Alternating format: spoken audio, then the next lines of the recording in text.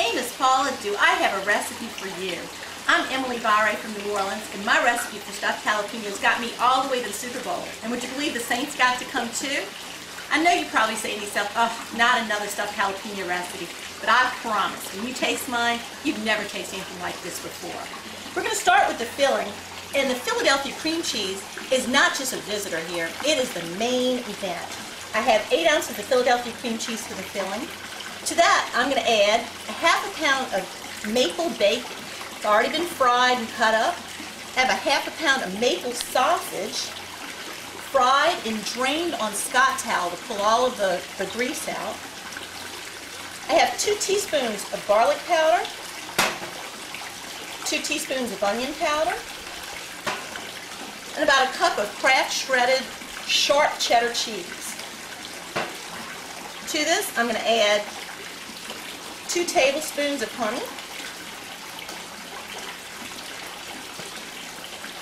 and we're going to begin to blend this together to make a filling.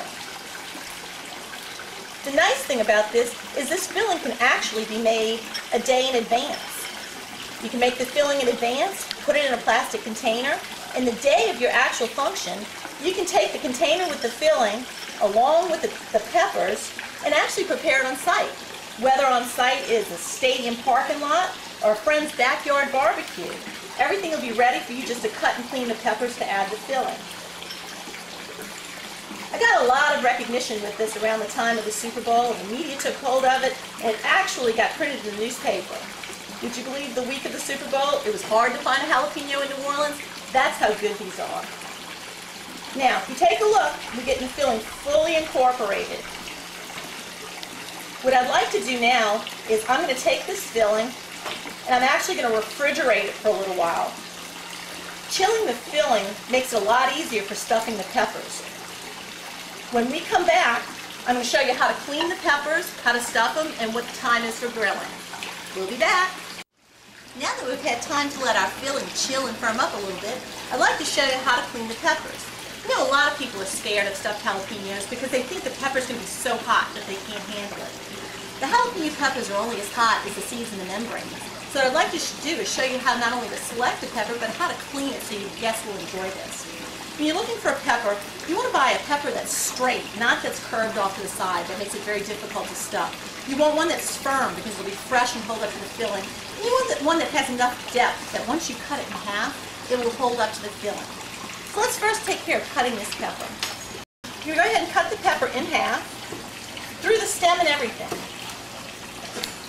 And I like to leave the stem on so people know which end is the stem. Next we take a little knife, and we're going to make an incision towards the back membrane, releasing this membrane. Then we're going to take an iced teaspoon, and we're actually going to route out the membrane and the seeds. This is where the heat is. So the better you clean the pepper, the milder it will be. I also find, I warn my guests, if they don't want any spice at all, to stop before they hit the stem of the pepper, because this will deliver a hot punch. Once we've routed the membranes and the seeds out, this is an important thing. Take a sharp knife and run an incision down the inside flesh of the pepper. As the peppers grill, they want to expand and bubble up, and it will eject your filling if you do not do this necessary step. Okay, a little bit about our filling. I neglected to tell you before that the bacon and the sausage are maple bacon and maple sausage with honey. So the sweetness of this is so complementary to the peppers and to the spice of the peppers and the cream cheese. That's the combination that we're really looking for. So what we're going to do is we're going to take a hunk of the filling, and now it's cold and it's easy to mold. Shape it looking at your pepper for what's going to fit. Then you're going to drop it down in the pepper and shape it just a little bit more. You see a seed running around, gotta get rid of that. Also too, do not touch your eyes. Your hands have been playing with the seeds and the peppers and it will burn you.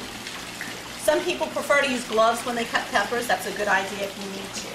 Again, this is cold, it's stiff. Shape it looking at your pepper, then put it in the pepper and stuff it down. Now, I'm preparing to put these on the grill. If you don't have a grill, these can be done inside in your oven. Right now we're going to go over a medium-low heat for about 14 minutes. The whole idea is we want to blister and blacken and char the bottom of the pepper. The longer the pepper cooks, the sweeter it becomes. Everything in the filling is already cooked. We're just wanting to brown the cheese a little bit, warm up the filling a little bit. So that's the purpose of putting it on the grill. If you'd like to do it inside, you put it in the oven at 425 for about 20 to 25 minutes. Okay, now we're going to go ahead and put these on the grill. And of course, I've already started a few so you can see what they would look like finished.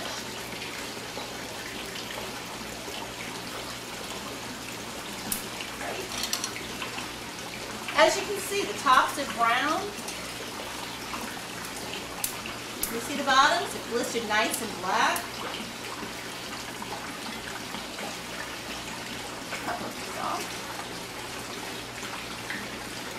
And I'll tell you, once you try these peppers, you won't want any other peppers.